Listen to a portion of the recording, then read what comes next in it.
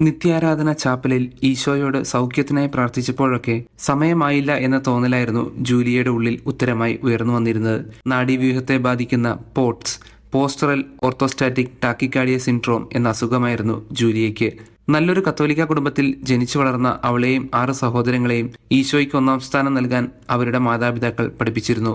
Chicago നഗരത്തിനടുത്തുള്ള അവളുടെ വീട് ഇടവക ദേവാലയത്തിന് സമീപമായിരുന്നു. കൂട്ടുകാർക്കൊപ്പം വിശുദ്ധ കുർബാനയിൽ പങ്കെടുത്തിട്ടാണ് അവൾ സ്കൂളിൽ പോയിക്കൊണ്ടിരുന്നത്. നിത്യാരാധന ചാപ്പൽ വന്നതിൽ പിന്നെ സാധിക്കുമ്പോഴെല്ലാം അവിടെ പോയി ഈശോയോട് ഹായ് പറയുന്നത് ശീലമാക്കി.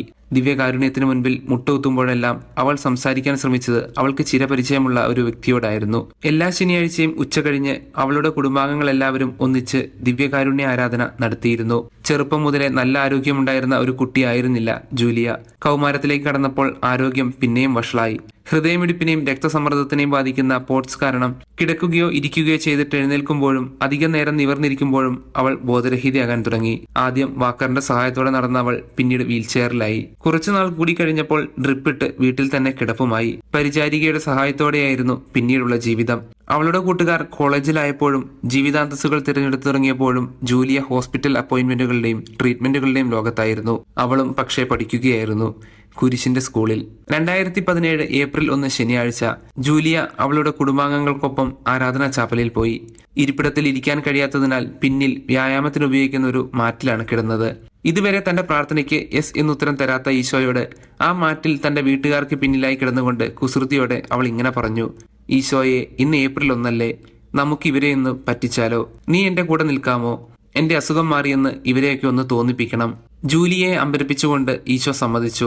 അവൾക്ക് പക്ഷേ വലിയ വ്യത്യാസമൊന്നും ശരീരത്തിൽ തോന്നിയില്ല.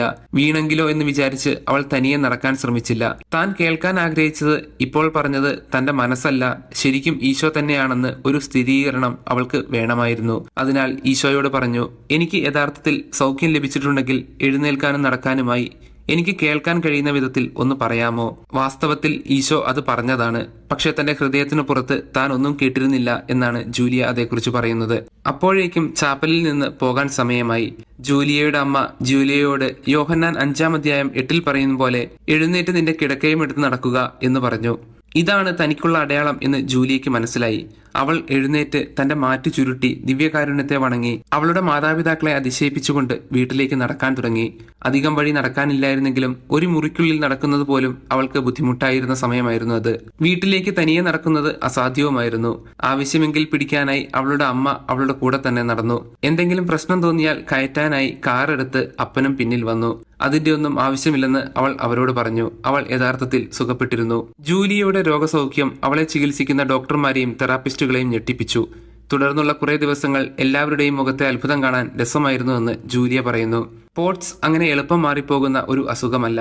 അതുകൊണ്ട് തീർച്ചയായും അതൊരു അത്ഭുതം തന്നെയായിരുന്നു.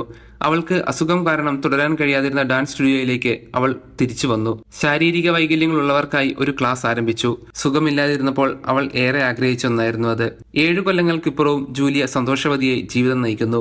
നമുക്കായി അവൾക്കൊരു സന്ദേശമുണ്ട്. ബൈബിൾ കാലങ്ങളിലേക്ക് മാത്രമായി ഒതുങ്ങുന്നതല്ല അത്ഭുതങ്ങൾ. യോഹന്നാന്റെ സുവിശേഷം 5-ാം അധ്യായത്തിൽ തളർവാദ രോഗിയെ സുഖപ്പെടുത്തിയ അതേ ഈശോ വിശുദ്ധ കുർബാനയിലെ അവന്റെ യഥാർത്ഥമായ സാന്നിധ്യത്തിലൂടെ കാലങ്ങൾക്കിപ്പുറം അതേ അനുഗ്രഹം എന്നിൽ ചൊരിഞ്ഞു. എന്നെ കിടപ്പിലാക്കിയ അസുഖത്തിൽ നിന്ന് സൗഖ്യം നൽകിയതിൽ ഞാൻ അളവറ്റ നന്ദിയുള്ളവളാണ്. ദൈവം എത്ര നല്ലവൻ! ഒരു കുഞ്ഞിനെ പോലെ പ്രത്യാശിച്ച, വിശ്വസിച്ച, പ്രാർത്ഥിച്ച ജൂലിയയുടെ അനുഭവം നമ്മുടെ കണ്ണു തുറപ്പിക്കട്ടെ. നമ്മുടെ കൂടെയുള്ള നിറസാന്നിധ്യമായി, നമ്മുടെ ബാലിശ ചിന്തകൾ പോലും എപ്പോഴും കേൾക്കുന്ന കൂട്ടുകാരനായി നമുക്ക് അവനെ സ്നേഹിക്കാം.